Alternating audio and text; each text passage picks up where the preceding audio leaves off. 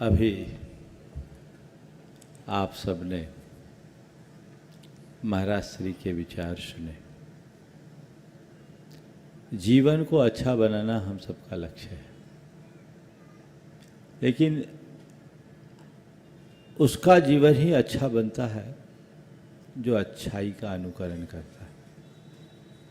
हम लोगों की दुर्बलता है कि हम आदर्शों का अनुस्मरण तो करते हैं, अनुसरण नहीं करते। अच्छाई के गीत गाना और अच्छाई को अपनाना, इसमें बहुत अंतर है। गीत गाने वाले लोग बहुत हैं, पर अपनाने वाले लोग कम। हमारी कोशिश यह होनी चाहिए कि हम गीत गाने वालों में ही नहीं, अपनाने वालों में शामिल हों।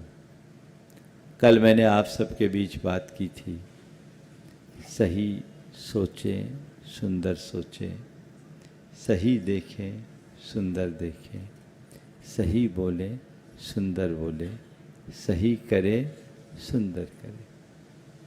सोच की बात कल आप सबसे हुई, आज देखने की बात करना चाहता हूँ। हम आप सबके पास आँखें हैं, आँखों से देखते हैं और अपनी नज़र में सब कुछ सही ही देखते हैं, सही दिखता है। और किसी की आई साइट थोड़ी भी वीक होती है तो तुरंत डॉक्टर से परामर्श लेकर उसकी चिकित्सा कराते हैं, और जो लोग चश्मा लगाते हैं वो अपने चश्मा का पावर भी ठीक करा लेते हैं। ये तो हमारे नज़रों की बात है।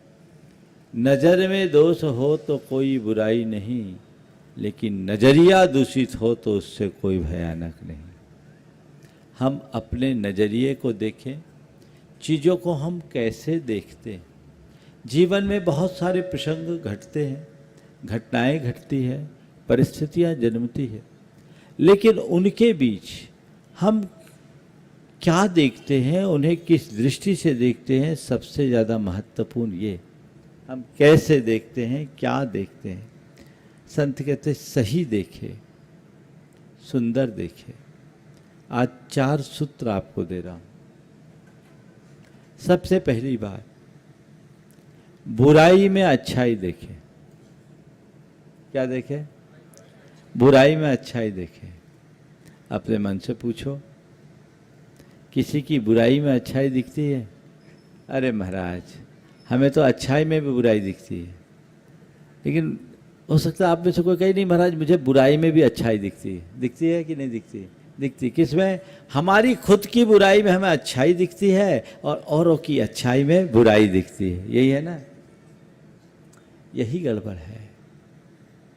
बुराई में भी अच्छाई देखने की दृष्टि अपने भीतर विकसित कीजिए। संसार में एक भी मनुष्य ऐसा नहीं है जो अपने आप में परिपूर्ण हो।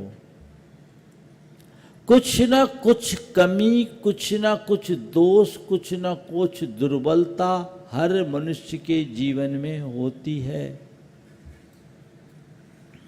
ये हमारे ऊपर है कि हम उसे किस रूप में देखते हैं। किसी संत से किसी ने पूछा,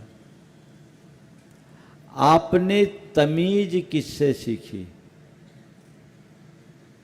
आपने तमीज किससे सीखी? उन्होंने जवाब दिया, बदतमीजों से। सामने वाला हैरान रह गया। तमीज किससे सीखी? जवाब दिया, बदतमीजों से। सामने वाला हैरान रह गया और पूछा कि बदतमीजों से भी तमीज आपने कैसे सीखी? बोले, मैंने बदतमीजों का व्यवहार देखा, उनका जीवन देखा और उससे परहेज किया, नतीजा मैंने तमीज सीख ली। आप क्या देखते हैं, कैसे देखते हैं? चीजें दोनों हमारे पास है। यह आपकी दृष्टि पर निर्भर करता है कि आप कैसे देखते हैं।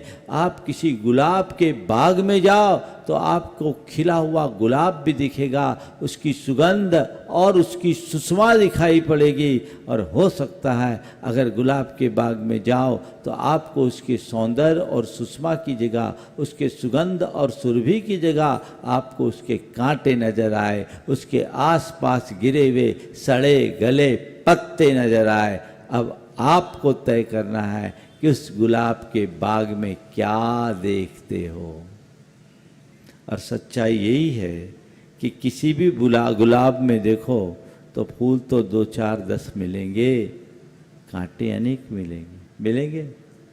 पर तुम किसे देखते हो, तुम्हारी दृष्टि किस पर है? तुम्हें फूल नजर आते हैं या कांटे? संत कहते हैं जीवन की बगिया में जब भी तुम प्रवेश करो तो केवल फूल चुनो, कांटों को नज़रअंदाज करो। जो फूल चुनता है वही अपने जीवन को आगे बढ़ा पाता है, और जो केवल और केवल कांटों पर नज़र रखता है उसका जीवन उलझ करके रह जाता है। एक निश्चय करे कि मुझे किसी के जीवन में भी अच्छाई देखनी, बुराई नहीं। मनुष्य के अंदर बुराइयां तो है, पर हम इतना ही कहेंगे कि अगर अपने अंदर झांक कर देखें तो हो सकता है उससे भी ज़्यादा बुराई हमारे भीतर हो। हम लोगों ने बचपन में ये दोहा सुना है, बुरा जो देखन मैं चला, बुरा न मिलिया। थोड़ा जोर से बोलो, सबको रटा हुआ है। बोलो, जो दिल खोजा अपना। अगर मैं आपसे कह दूं तुम बहुत बुरे हो, अच्छा लगेगा? बुरा लग जाएगा। कहने को तो कह रहे हो जो दिल खोजा अपना, मुझसे बुरा ना कोई, लेकिन सच्चाई ये है कि तुम्हारी एक ही चेष्टा है, इस धरती पर मुझसे अच्छा और कोई नहीं। ये सोच बदलनी चाहिए। औरों की अच्छाई देखो, औरों में अच्छाई देखो, अपनी खामियां देखो, अपनी कमियां देखो, अपनी गलतियां देखो, अपनी बुराइयां देखो, उन्हें दूर करो, जीवन निखरेगा। आगे बढ़ने की कोशिश होनी चाहिए। कोई भी बुराई हो उसमें हमें अच्छाई देखना है। किसी व्यक्ति में कोई दोष हो, कोशिश करो दोष को अनदेखा करके उसके गुणों को देखने की। किसी ने कोई गलती की, गलती को अनदेखा कर उसकी अच्छाई को देखो। और कदाचित किसी की कोई बुराई हो भी, घर परिवार हो या समाज, क्रिटिसाइज मत करो, क्रिटिसाइज मत करो, क्रिटी गाइड करो। क्या बोला मैंने? क्रिटिसाइज नहीं, क्रिटी गाइड। क्रिटिसाइज और क्रिटी गाइड में क्या अंतर है जानते हैं? किसी ने कोई गलती की, आपने उस पर झाड़ लगाई, तुमसे कुछ बनता ही नहीं है, तुम्हें तो कुछ आता ही नहीं, तुम तो किसी काम के नहीं। कितनी बार तुम्हें बता दिया, एक काम 10 दफे बताने पर भी तुम्हारा ये हाल है, तुम तो गए बीते हो। अगर किसी व्यक्ति से आपने ऐसा बोल दिया, उसके मन पर क्या बीतेगा? हाँ, वो क्षुब्ध होगा।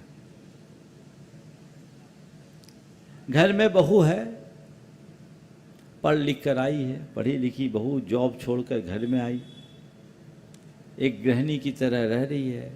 ससुराल आने के बाद अब चौके में जा रही है, पुराना कोई अनुभव है नहीं। अब भोजन बनाया, भोजन में कोई कमी आ गई।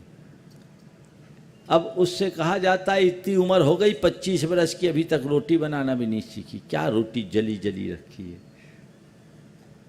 कुछ आता ही नहीं।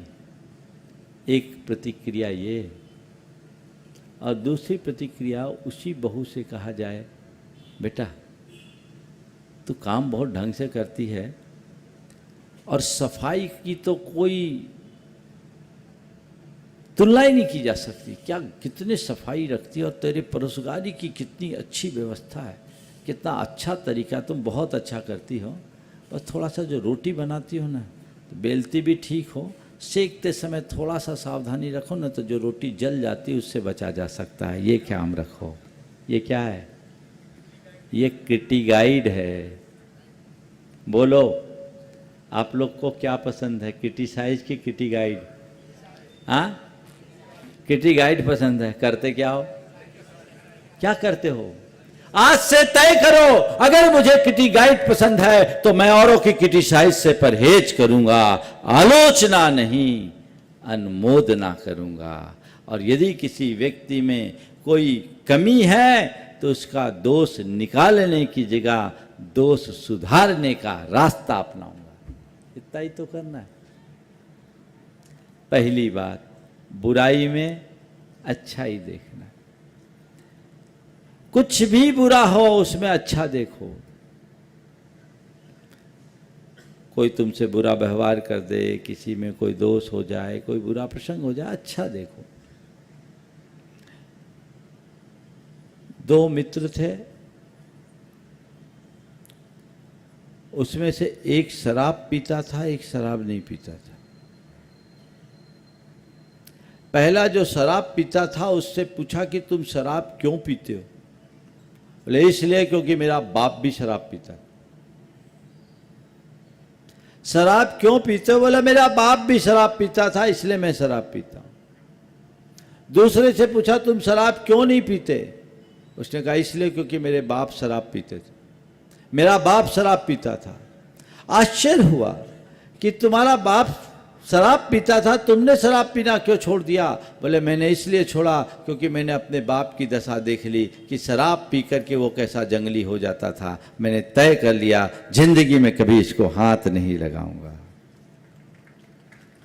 एक व्यक्ति है जो अपने बाप को शराब पीता देखकर शराब पीना शुरू करता है, और दूसरा व्यक्ति है जो अपने शराबी बाप को देखकर शराब से तौबा करता है। यही दोनों के दृष्टिकोण में अंतर है। यदि तुम्हारी दृष्टि सही होगी तो हमेशा अच्छाई को अपनाओगे और बुराई से 100 हाथ दूर रहोगे। दृष्टि ऐसी होनी चाहिए। दूसरी बात, मुझे चारों बातें करनी है और 20 मिनट का समय बचा है, इसलिए तय समय पर मैं अपनी बात करूंगा। दुख में सुख खोजे। संसार में ऐसा एक भी मनुष्य नहीं जिसके पास सब प्रकार के सुख हों, है क्या? लेकिन अगर देखा जाए तो अनेक प्रकार का सुख होने के बाद भी आज मनुष्य दुखी है। अभी आप सबसे पूछा जाए तो सब कोई ना कोई दुख तो प्रकट कर ही देंगे, और सबका रोना है, अपना अपना रोना है। किसी न किसी वजह से दुखी है। मैं आपसे कहूंगा, दुख संसार की पर्याय है। इस संसार में ऐसा एक भी मनुष्य नहीं जो दुखों से मुक्त है। जो दुखों से मुक्त हो गया वो परमात्मा हो गया। दुख तो भरे, लेकिन जब भी तुम्हारे जीवन में दुख दिखे घबराओ मत। दृष्टि को सकारात्मक रखो और देखने की कोशिश करो। दुख में भी सुख खोजने की कोशिश करो तो तुम पाओगे तुम औरों से बहुत बेहतर हो। आज आपको अभाव और अल्पता दुख का कारण प्रतीत होता है। मेरे पास धन का अभाव है, चीज़ों की कमी है, इसलिए मैं दुखी हो सकता है। अभाव और अल्पता के कारण आप अपने आप को दुखी मानते हो, ठीक है, पर थोड़ा देखो भैया, माना तुम्हारे जीवन में अभाव है, माना तुम्हारे जीवन में अभाव है, लेकिन तुम अपने से नीचे वालों को देखो तो उनकी अपेक्षा तुम्हारे पास बहुत कुछ होगा, है कि नहीं? बोलो। हाँ, करोड़पति मैं नहीं हूं, पर रोड पर तो नहीं हो। माना तुम करोड़पति नहीं, सब करोड़पति बनते भी नहीं। करोड़पति न होने का दुख अगर तुम्हें है तो उसकी जगह ये देखो कि मैं करोड़पति भले नहीं, रोडपति तो नहीं हूं, रोडपति न होने का सुख खोजो। मैं रोडपति नहीं हूं इसका सुख खोजो। ये दृष्टिकोण यदि मन में आ जाए तो कभी दुखी नहीं होंगे। आपके जीवन में जितने भी दुख हैं, अगर तटस्थ भाव से उनकी समीक्षा करो तो उन दुखों में भी सुख की अनुभूति होगी। मैं अक्सर एक उदाहरण देता हूं। एक बार एक बहन जी मेरे पास आई, बहुत दुखी होकर आई। ये बात मैं इसलिए दोहरा रहा हूं कि बड़ी प्रैक्टिकल सी लगती है और सीधे आप लोगों के जेहन में उतरती है। दृष्टिकोण कैसे बदलना चाहिए। बहन जी आई, बहुत दुखी थी, रोने लगी, बोले महाराज जी मन बड़ा व्याकुल है, आप कुछ करिए। मैंने पूछा क्या बात। बोले महाराज हमारे ये है ना, उनसे मैं परेशान। बोले क्या। बोले महाराज एकदम नास्तिक है, देखिए ना आपका चातुर्मास हो रहा है, सब लोग इतने बढ़ चढ़ करके हिस्सा लेते हैं, ये तो कभी आते ही नहीं। अभी देखिए हाँ इतना बड़ा विधान हुआ, मेरी इच्छा थी, मेरी सारी सहेलियाँ इंद्राणी बनी, पर मेरी मन की मन में रह गई, महाराज को सुनते ही नहीं। महाराज बहुत दुखी है मेरा मन, मुझे लगता है कि इससे अच्छा तो मैं कहीं किसी गरीब के यहाँ होती तो अच्छा है। महाराज सब कुछ होने के बाद भी बिल्कुल ठीक नहीं। मैंने उनकी बात सुनी और उससे पूछा ये बताओ वो धर्म नहीं करते। हाँ महाराज बिल्कुल भी धर्म नहीं करते। तुम्हें तो धर्म करने से नहीं रोकते। बोले नहीं महाराज मुझे रोकते नहीं और मैं रुकने वाली भी नहीं। मुझे रोकते नहीं और मैं रुकने वाली भी नहीं, मैं तो अपना काम करती हूँ। बोले बहुत अच्छा बात है, तुम्हें नहीं रोकते। बोले नहीं महाराज, और आप देखिए अभी मैं शंका समाधान के लिए आई हूँ और उनका खाना बना के छोड़ा, ही अपने आप निकाल के खा लेंगे, मैं कुछ नहीं करती। अच्छा, हमने कहा कोई शराब वराब तो नहीं पीते। महाराज सुपारी तक नहीं खाते। अच्छा, कमाई धमाई की कमी तो नहीं। महाराज कमाई की कोई कमी नहीं, आपके आशीर्वाद से रेलम पेल है। अच्छा, तुम्हारी भावनाओं की कद्र करते कि नहीं। महाराज मैं जो कहूँ सब आगे से आगे तैयार, कोई चीज की कमी नहीं, तुम्हारे लिए कोई रोक टोक कुछ नहीं महाराज, सब कुछ अच्छा है। बस एक ही है कि आप लोगों के पास नहीं आते। मैंने कहा एक काम करो, एक श्रीफल लेकर आओ और भगवान के चरणों में जाके चढ़ाओ और भगवान से आभार व्यक्त करो कि हे भगवान बड़े पुण्योदय से ऐसा पति मिला है, अगले जन्म में भी ऐसा ही पति मिले। बोले महाराज क्या। बोले ये बताओ तुम कह रही है वो धर्मी नहीं है, माना वो धर्मी नहीं है, पर तुम्हें धर्म से रोकता नहीं, ये कम है क्या। अगर तुम्हें भी धर्म से रोकता होता तो तुम्हारा क्या होता। अगर तुम्हारा पति धर्मी ना होने के साथ शराबी जुआरी कबाबी होता तो तुम्हारा क्या होता। तुम्हारा पति तुमसे रोज मार पीट करता होता तो तुम्हारा क्या होता। तुम्हारा पति अगर कमाऊ नहीं होता तो तुम्हारा क्या होता। तुम्हारा पति यदि तुम्हारी भावनाओं की कदर नहीं करता तो तुम्हारा क्या होता। तुम्हारा ख्याल नहीं रखता तो क्या होता। तुम्हें ये तो दोष दिख रहा है कि मेरा पति धर्मी नहीं है, धार्मिक नहीं है, लेकिन ये नहीं दिखता कि मेरे पति में और पतियों की तुलना में कितनी अच्छाइयाँ हैं, है कि नहीं। पर बताऊं, ज़्यादातर पति और ज़्यादातर पत्नियाँ एक दूसरे से असंतुष्ट ही रहते हैं, उनकी अच्छाइयाँ नहीं दिखती। एक बार कुछ दंपति मेरे पास बैठे थे, बहुत पुरानी बात है। मैंने ऐसी चर्चा में कहा ये बताओ यदि तुम लोगों से पूछा जाए तो कितनी ऐसी हो जो कहोगे कि अगले जन्म में यही मेरे पति मिले। कितनी। 10-12 बैठे थे और सब प्रबुद्ध थे, और उनसे मैंने जब पूछा कि तुम में से कितनी हो जो ये विचार करोगी, ये भाव रखोगे कि अगले जन्म में यही मेरा पति मिले, एक ने भी हानि का। ये तुम्हारी रेपुटेशन है। हकीकत है। और इधर से भी वही हाल है। ये अंदर का असंतोष क्यों? क्योंकि सोच नकारात्मक है, दृष्टि नकारात्मक है, एटीट्यूड उल्टा है। Change the attitude. अपने दृष्टिकोण को बदलिए। चीजों को बदलना हमारे हाथ में नहीं है, पर दृष्टि हमारी है, उसे बदलना हमारे हाथ में है। हम अगर ये दृष्टि विकसित कर ले तो दुख में भी सुख खोजने की क्षमता अपने भीतर विकसित कर सकते हैं, और यही सुखी होने का मार्ग है। ये बात मान करके चलना। दुनिया की ऐसी कोई ताकत नहीं जो तुम्हारी व्यवस्था बदल दे। कोई ऐसी ताकत नहीं जो तुम्हारी व्यवस्था बदल दे, पर तुम में ऐसी सामर्थ्य है कि तुम अपनी अवस्था बना के रखो। व्यवस्था पर तुम्हारा नियंत्रण नहीं, पर अवस्था तुम्हारी है, उस पर तुम्हारा नियंत्रण है। अगर अपने दृष्टिकोण को आपने बदलने की सामर्थ्य विकसित कर ली तो आपको कहीं कोई कठिनाई नहीं होने वाली। तो दुख में सुख खोजना है। सूत्र ही दे रहा हूं मैं। तीसरी बात, प्रतिकूलता में अनुकूलता देखें। कितना भी प्रतिकूल प्रसंग हो, चाहे जैसी प्रतिकूल परिस्थिति क्यों ना हो, उसमें अनुकूलता देखने की कोशिश कीजिए। डॉक्टर राधाकृष्णन जब भारत के राष्ट्रपति हुआ करते थे,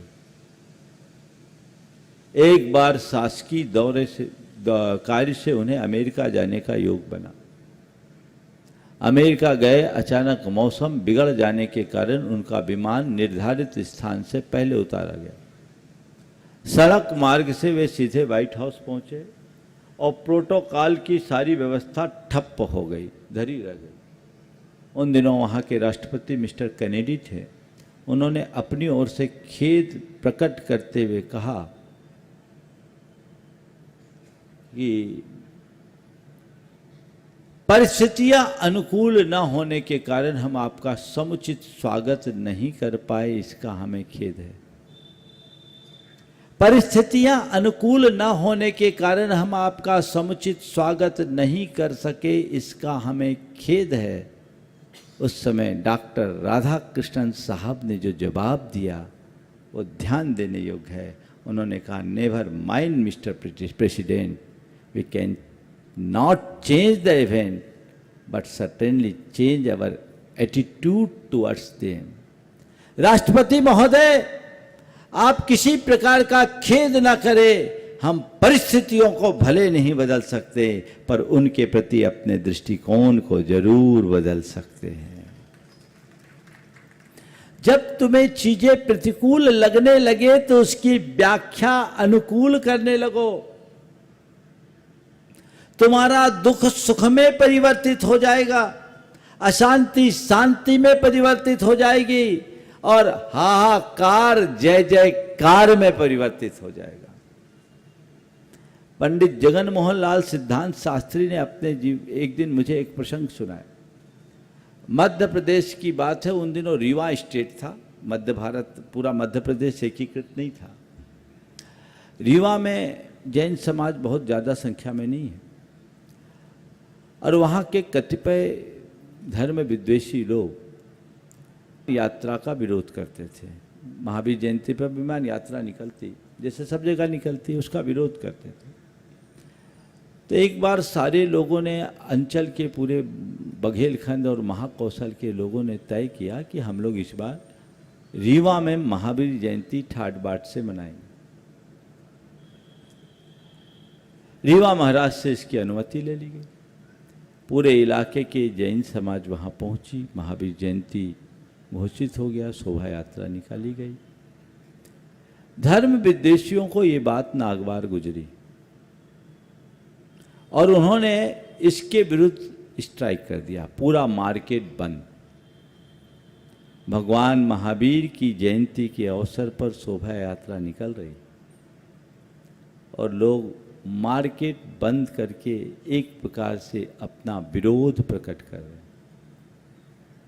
पंडित जगन मोहन लाल सिद्धांत शास्त्री उसके मुख्य वक्ता थे। सभा में जब वो संबोधन के लिए खड़े हुए तो उन्होंने कहा कि मुझे मेरे गुरु की बात याद आई कि जब परिस्थितियां प्रतिकूल हो तो उसकी व्याख्या अनुकूल करने लगो। परिस्थितियां प्रतिकूल हो तो व्याख्या अनुकूल करो। मैंने अपना उद्बोधन कुछ इस प्रकार शुरू किया। जगन मोहन लाल जी ने कहा कि भगवान महावीर की जयंती पूरे विश्व में जहां जहां उनके अनुयायी है मनाई जाती है, पर आज जैसी महावीर जयंती जैसी रीवा की धरा में मनाई गई ऐसी विश्व में आज तक कहीं नहीं मनाई गई। महावीर रीवा जैसी महावीर जयंती आज तक विश्व में कहीं नहीं मनाई गई, क्योंकि जहां भी महावीर जयंती मनाई जाती है केवल जैनी अपने प्रतिष्ठान को बंद करते हैं, पर रीवा का जन अपना प्रतिष्ठान बंद करके इसमें सम्मिलित हुआ। लोगों ने सोचा ये तो उल्टा अर्थ निकाल लिया, क्योंकि वो लोग भी राजाज्ञा के कारण घोषित तौर पर स्ट्राइक नहीं किए थे, अंदरूनी था। और लोगों ने कहा भैया इनने तो उल्टा अर्थ ले लिया, पूरा मार्केट खुल गया। ये एक मंत्र है, जब परिस्थितियां प्रतिकूल हो व्याख्या अनुकूल करने लगो, जीवन संतुलित हो जाएगा। ये सूत्र आत्मसात कर लीजिए, यह आपके नजरिए पर है। और चौथी और आखिरी बात, विपत्ति में संपत्ति देखिए। विपत्ति में संपत्ति, विपत्तियां किसी के ऊपर भी आ सकती है। रामचंद्र जी का जब वनवास हुआ, लोगों ने कहा आपको वन में रहना पड़ेगा, राजमहल को छोड़कर कैसे रहोगे? तो क्या बोला रामचंद्र जी ने, अरे भाई तुम ये क्यों कहते हो कि हमें वनवास मिला, हमें तो दंड का अरण्य का राज मिला है। और क्या बोला, हमें वनवास में कष्ट नहीं, ऋषि मुनियों की सेवा का सौभाग्य मिलेगा। है रामचंद्र जी का वक्तव्य। एक तरफ वनवास है दिख रहा है, लेकिन वनवास को भी राज की तरह देख रहे हैं। वनवास को भी ऋषि मुनियों के सानिध्य के सुअवसर की तरह देख रहे हैं। जिस मनुष्य के सोच अच्छी होती है वो विपत्ति में भी अवसर देखते हैं, और जिनकी सोच खराब होती है, उल्टी होती है, वो हर अवसर में मुश्किल देखना शुरू करते हैं। सही दृष्टि से देखने की कोशिश कीजिए। बड़ी सी बड़ी विपत्ति को झेलने की सामर्थ्य आपके भीतर आएगी। ऐसा कोई व्यक्ति नहीं जिसके जीवन में कभी कोई विपत्ति ना आए। विपत्ति आएगी, पर कितनी भी बड़ी विपत्ति आए अपने मन को मजबूत बनाओ।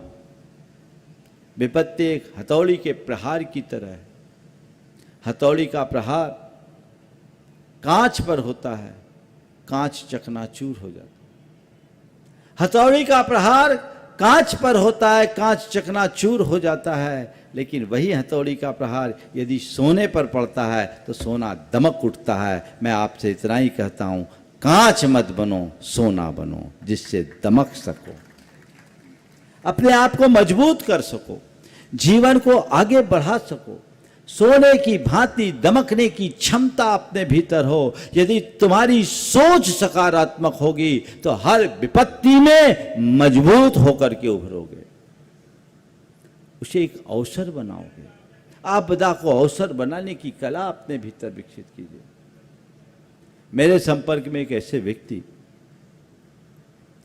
जिनके बेटे ने कारोबार की शुरुआत की और शुरुआती दौर में ही 40 लाख का नुकसान कर दिया। 40 लाख का नुकसान कोई छोटा नुकसान नहीं, बड़ा नुकसान था उनके हिसाब से, उस समय के हिसाब से तो बहुत बड़ा नुकसान था। उसके भाई ने मुझसे कहा, महाराज छोटे भाई ने इतना नुकसान कर दिया, आप उसे कुछ समझाइए ताकि वो स्थिर हो सके। मैंने बुलाया, पिता, भाई और वो खुद जिसने नुकसान किया, तीनों मेरे पास आए। बड़े भाई ने कहा, महाराज इसने नुकसान कर दिया। आप सुनिएगा बात को और लोगों की दृष्टि को। इसने बड़ा नुकसान कर दिया। उसकी बात पूरी भी नहीं हुई कि पिता ने छूटते ही कहा, महाराज इसने नुकसान नहीं किया, हमें बहुत बड़ी नसीहत दी है। वाक्य को सुनिए, इसने कोई नुकसान नहीं किया, हमें बहुत बड़ी नसीहत दी है। इससे कहो नुकसान की कोई चिंता नहीं करे, व्यापार में लाभ और नुकसान तो चलता ही रहता है, इसे नुकसान मानने की जगह नसीहत माने। महाराज जो रुपयों का नुकसान हुआ, हमें उसमें कोई क्षति नहीं दिखती, हमें तो इस बात की का दुख है कि इसका मन टूट गया है। इसको आप संबोधिए, इसका मन मजबूत हो, रुपये तो हम फिर कमा लेंगे। और मैं तो इतना ही जानता हूँ, जब मैंने अपने कैरियर की शुरुआत की थी मेरे पास कुल 500 रुपये थे, आज मेरे पास पर्याप्त है। और जितना नुकसान हुआ है, इस नुकसान के बाद भी हमारे पास कोई कमी नहीं है। मैं यही मानता हूँ, इससे ये कहता हूँ कि ये मान हमने अपने जीवन में इतना कम कमाया, हमने अपने जीवन में इतना कम कमाया, अब हमारे पास बहुत अवसर है। अभी तेरी उम्र 35 साल की है, अभी तू चाहेगा तो कम से कम 40 वर्ष तक और काम कर सकता है, इससे कई गुनी संपत्ति खड़ी कर सकता है। तो इसे नुकसान मानना बंद कर, नसीहत मान और अपने सिस्टम को सुधार, जीवन को बदलने का रास्ता अपना। और उन्होंने फिर मैंने संबोधा, उसको मोटिवेट किया, उसमें स्थिरता आई। और आपको बताऊं, उनने 3 महीने अपने पूरे बिजनेस को बंद किया, फाइनेंस का कारोबार था, सिस्टम को सुधारा। और आप सुन करके आश्चर्य करेंगे, 1 साल में उनने अपने बिजनेस में 300% की ग्रोथ कर दी। आज एकदम आगे से आगे। तुम अगर एक चीज को पकड़ करके बैठ जाओगे तो वहीं रह जाओगे, और अगर आगे का रास्ता पकड़ोगे तो आगे रॉकेट की तरह आगे बढ़ोगे। तो अपने जीवन को सदाबहार सुखी बनाए रखना चाहते हो तो ये चारों सूत्र याद रखें। बुराई में अच्छाई देखें, दुख में सुख खोजें, प्रतिकूल की अनुकूल व्याख्या करें, और नुकसान में, विपत्ति में संपत्ति देखें। ये हमारे जीवन का मंत्र है।